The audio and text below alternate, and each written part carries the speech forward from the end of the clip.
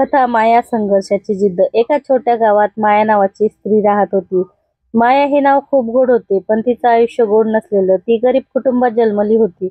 वडील लहान शेतकरी आणि आई गृहिणी। माया लहानपणीच आईकडून जीवनातल्या कठीण सत्याची ओळख झाली। जग हे केवळ सोपं नाही, परंतु संघर्ष आपल्याला मजबूत करतो। शालेय जीवनात माया हुशार होती, परंतु आर्थिक परिस्थितीमुळे तिला 7व्या वर्गानंतर शाळा सोडावी लागली। वर्गातील काही लोक तिला टाळाटाळ करत, मुलगी आहे, काय शिकणार असे म्हणत असत। पण माया थांबली नाही। तिने स्वतःहून शिक्षण सुरू ठेवले। रात्री घरी दिवा लावून अभ्यास केला, कधी आईच्या कामात मदत केली, तर कधी शेतात पोट भरण्यास मदत केली। वयाच्या 20व्या वर्षी माया एका निगोमध्ये काम करण्यास लागली। त्या ठिकाणी तिला स्त्रियावरील अन्यायाचे सत्य दिसले। घरात दबावाखाली, शिक्षणापासून वंचित राहिलेल्या, समाजात मान अपमान सहन करणाऱ्या स्त्रियांना मदत करण्याची ती ठरली।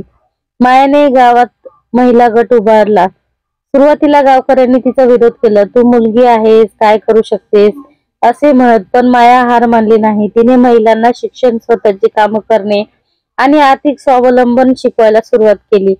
काही वर्षांमध्ये माया गावातील महिलांसाठी प्रेरणास्थान बनली। तिच्या संघर्षामुळे गावातील काही कुटुंबियांनी मुलीला शिक्षण देणे सुरू केले। महिलांना कामावर नोकरी मिळू लागली आणि गावाची परिस्थिती बदलायला लागली। मायाचे हे यश सहज मिळाले नाही। तिने अनेकदा अपयश, समाजातील टीका आणि आर्थिक अडचणींचा सामना केला, पण तिच्या मनातील एक गोष्ट कधीच कमी झाली नाही, ध्येय आणि जिद्द। तिच्या या संघर्षाच्या गोष्टीने अनेक स्त्रियांना त्यांच्या आयुष्यात झेप घेण्याची प्रेरणा दिली। कथा सांगते की प्रत्येक स्त्री अशी शक्ती आहे, फक्त ती विश्वास ठेवते, ध्येय धारण करते आणि संघर्ष करत राहते। माया आज केवळ एक नाव नाही, ती संघर्षाची प्रतिमा बनली आहे।